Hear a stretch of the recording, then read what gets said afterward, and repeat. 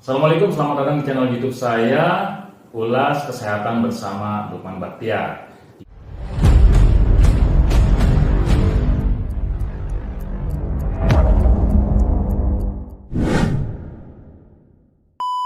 Pada video saya kali ini saya ingin menjawab pertanyaan dari Bunda Nelvia Delina Riawan dari Kota Payakumbuh, Sumatera Barat, dan juga pada Bang Wen yang berasal dari Duri, Riau. Pertanyaannya adalah pada saat selesai melakukan medical check up didapati jantung kekurangan oksigen, atas bagaimana cara penyembuhannya. Baik, saya ingin menjelaskan, mungkin pertanyaan ini juga banyak sekali ditanyakan oleh masyarakat tentunya ya. Nah, insya Allah jawaban saya ini juga merupakan jawaban bagi Anda yang memiliki masalah penyumbatan, ya, penyumbatan plak, kolesterol, kegemukan, dan sebagainya, masalah kardio juga. Ya, karena saya di sini ingin membahas kenapa hal ini bisa terjadi, lantas apa-apa saja yang harus diperhatikan, dan bagaimana cara penyembuhannya, serta setelah sudah sembuh bagaimana cara maintainnya agar kita selalu sehat dan terus sehat dan semakin sehat, dan insya Allah awet muda. Dan tonton sampai selesai. Nah, terkait kekurangan oksigen di jantung, maka kita harus tahu dulu ya kenapa bisa kurang. Kurang karena sistem atau distribusi oksigen yang notabene ada di dalam darah itu terjadi permasalahan. Permasalahannya apa? Permasalahannya adalah penyumbatan, ya, penyumbatan di pembuluh darah. Nah, penyumbatan itu disebabkan oleh apa? Disebabkan oleh plak yang menempel di pembuluh darah tersebut. Nah, kita akan bahas dulu ya secara terperinci detail apa itu plak, apa itu kolesterol gitu kan ya. Jadi ini menyangkut juga bagi Anda yang memiliki persoalan kolesterol, plak dan sebagainya. Insya Allah akan terjawab semuanya. Nah, seperti saya katakan tadi bahwa oksigen yang masuk itu terhambat oleh plak, maka plak itu apa? Plak itu adalah penyumbatan atau bahasa medisnya aterosklerosis, yaitu penyumbatan yang diakibatkan oleh senyawa, yang paling banyak senyawanya di situ yaitu kolesterol. Nah, jadi kita sekarang tahu ya bahwa plak itu adalah penyumbatan yang diakibatkan oleh senyawa-senyawa yang paling banyak adalah kolesterol, di mana di dalam dan di dinding, ya, bisa di dalam dan di dinding dari pembuluh darah arteri. Nah, sekarang kedua, plak itu penyebabnya apa? Plak itu adalah gabungan antara trigliserid dengan LDL. Ya, jadi itu disebut dengan kolesterol jahat. Ya, orang-orang bilang kolesterol jahat. Nah, sedangkan trigliserid dengan HDL maka kita sebut dengan kolesterol baik. Buat saya sebenarnya kolesterol itu semuanya baik ya. Kenapa bisa baik? Karena mereka bekerjanya mungkin dilihat dari situ. Tapi sebenarnya yang salah itu kita sendiri yang tidak menjaga pola makan. Ya, sebenarnya yang jahat kita sendiri loh. Kalau kitanya sakit, gitu kan? Kita tidak peduli dengan badan, tidak peduli dengan tubuh yang sebenarnya lagi nangis. Emosi kita aja kita ajarin yang nggak kelihatan, mereka bekerja dengan luar biasa susahnya gitu ya, kita tidak asupi dengan makanan yang baik. Nah, jadi kita sekarang tahu nih bahwa penyumbatan itu tidak diakibatkan oleh kolesterol aja, tapi kolesterol yang antara trigliserid dengan LDL, jadi kolesterol jahat. Tapi kolesterol trigliserid dengan HDL tidak mengakibatkan penyumbatan, justru dia membakar sisa lemak tersebut. Nah, sekarang apa akibatnya jika terjadi penyumbatan? Akibatnya jika kita mengalami penyumbatan, seumpama penyumbatan terjadi di jantung, maka yang terjadi stadium awalnya Anda akan merasa nyeri di bagian jantung, ya. Lalu selanjutnya dia akan naik, mungkin bisa menjadi nyeri jantung koroner gitu ya. Lalu bisa terjadi serangan jantung dan meninggal.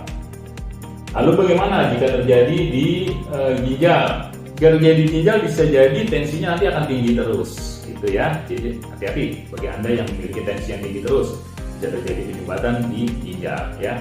Lalu bagaimana jika terjadi penyumbatan di kaki?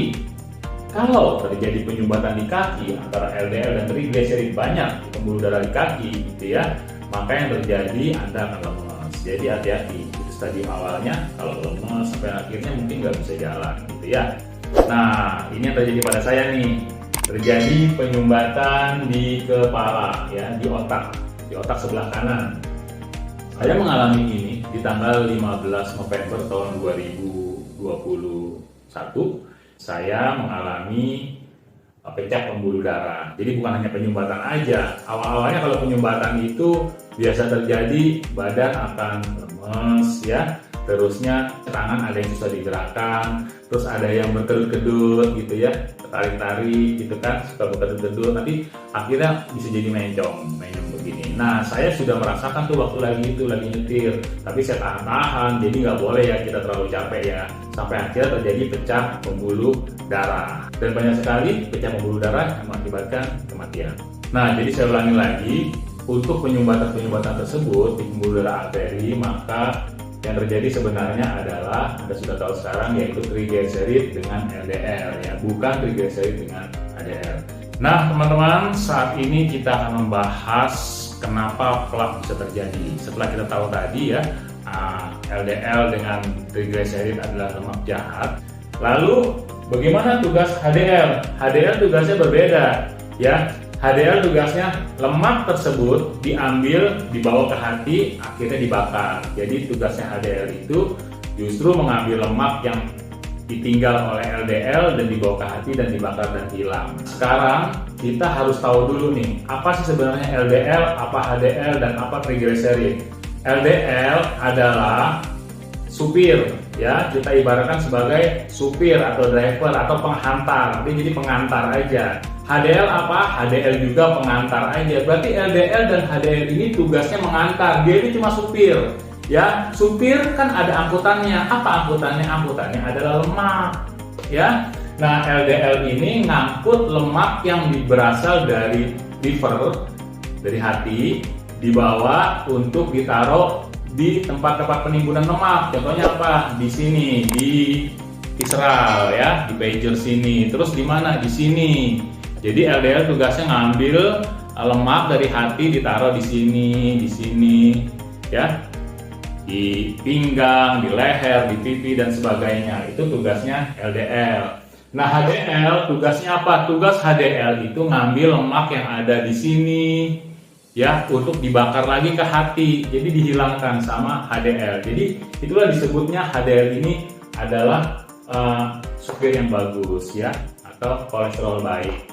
LDL adalah kolesterol jahat.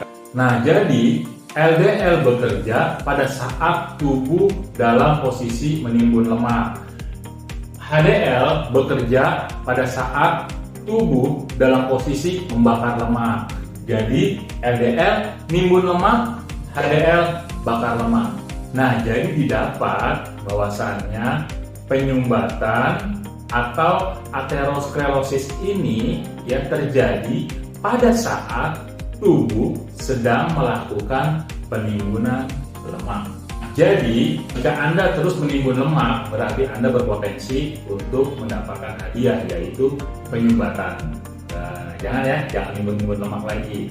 Nah, penimbunan lemak ini bukan terjadi begitu-begitu saja, tahu-tahu jadi. Ini dilakukan dalam waktu yang sangat lama. Jadi, Anda yang mengalami penyumbatan terjadi sudah dari pola atau gaya hidup kesehatan yang sudah lama, yang terus bertahun-tahun ditumpuk, akhirnya tidak kuat lagi, tidak cukup lagi gudangnya, akhirnya terjadi penyumbatan. Nah, bicara kolesterol tidak terlepas dengan yang namanya hyperglycemic, yaitu kelebihan gula di dalam darah. Jadi normalnya berapa sih? Normalnya di 125 mgdl, ya kan?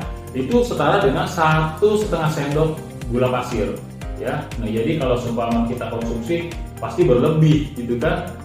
Belum lagi makan nasi, makan apa segala macam, belum lagi cemilan-cemilan, crispy dan sebagainya, itu akan menaikkan gula darah. Nah, gula darah ini bagaimana jika berlebih? Jika berlebih, maka tubuh akan memproduksi yang namanya hormon insulin. Jadi hormon insulin apa? Hormon insulin sama seperti HDL dan LDL. Kalau LDL ini supirnya untuk triglycerid, HDL ini juga supirnya untuk lemak dibakar, maka insulin ini supir untuk ngangkut gula. Jadi supir gula nih insulin ini ya. Pada saat kondisi di atas 125 mgdl, lalu tubuh akan produksi lebih banyak lagi hormon insulin. Lalu di mana? Diangkat, dibawa ke sel. Di sel untuk diapain? Dibakar.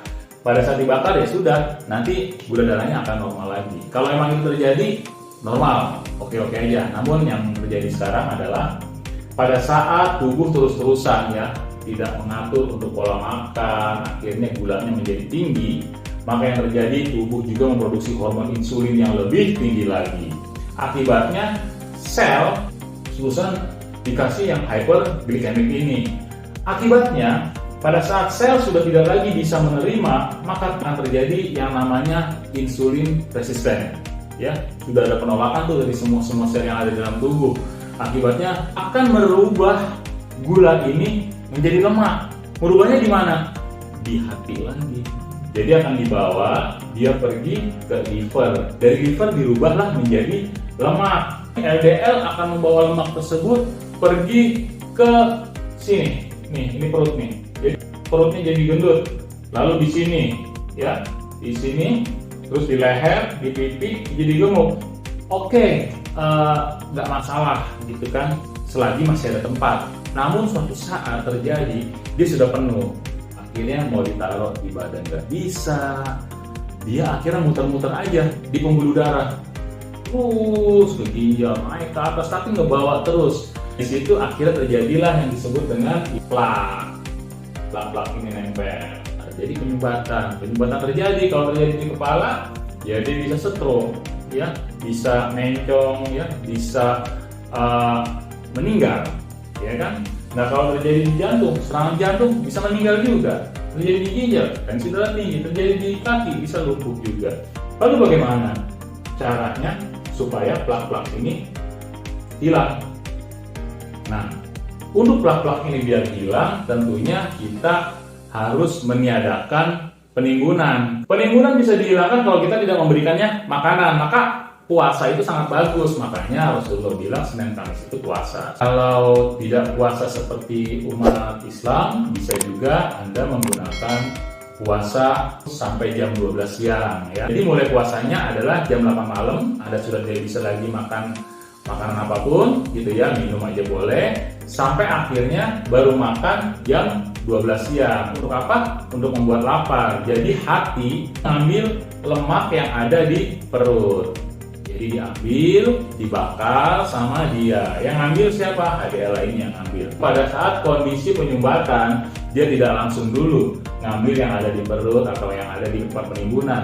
Dia akan ngambil dulu yang ada di pembuluh darah. Ya, luar biasa ya. Ini kan yang urgent nih. Jadi tubuh sel itu bisa bekerja fitrah. Dia tahu mana yang lebih penting di situ.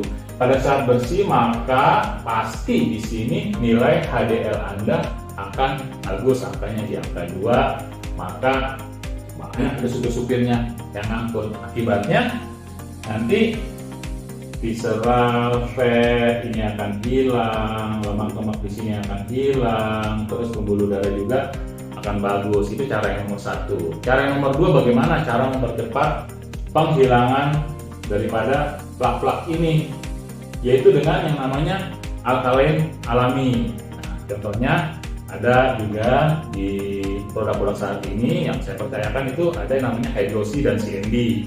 Nah, di mana produk Hydroxy juga mengandung mineral dan alkali alami. Alkalinya ini untuk menghilangkan plak-plak ini, ya, sehingga dia akan cepat larut, dibuang melalui keringat, buang air besar dan juga buang air kecil. Lantas luar biasanya lagi dia juga mengandung mineral untuk menguatkan ini pembuluh darahnya, arteri, jadi lebih kuat gitu ya. Lalu yang kedua, sistem kerja dari semua organ tubuh itu semuanya mengandung mineral, ya, seperti hati juga mengandung mineral. Akibatnya dari mineral yang dicukupi tersebut, hati bekerjanya menjadi lebih optimal lagi, termasuk pankreas, jantung, semuanya bekerjanya jadi lebih optimal. Nah, ini saya ilustrasikan nih ya, dari plak-plak ini yang menghambat laju daripada sel darah merah yang mengirim juga oksigen ke jantung, ya.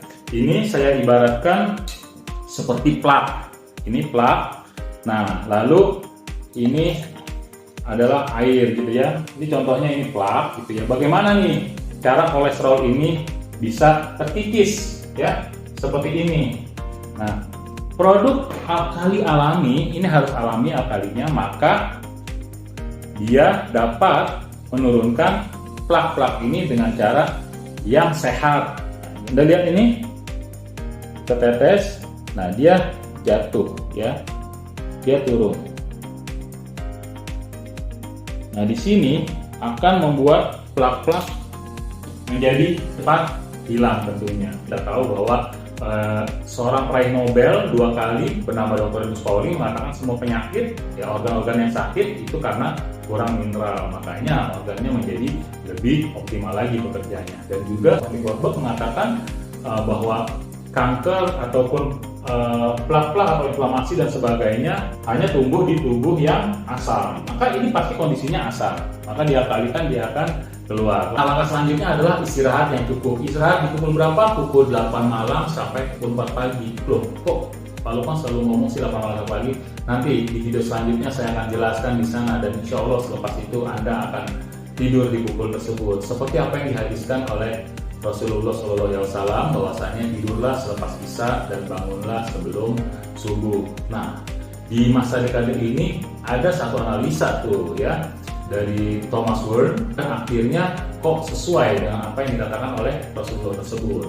Dan ternyata memang benar, pada saat malam hari itu waktunya sel membelah. Pada saat membelah tentunya sistem kerjanya menjadi lebih optimal kalau kita istirahat, ya kan? Nah, selanjutnya adalah juga lakukan olahraga seperti jalan 5.000 langkah atau 6.000 langkah setiap hari, supaya olahraga dengan gerakan yang lama itu sangat mempengaruhi kardio ya, jalan yang bersepeda atau jalan yang lama gitu ya.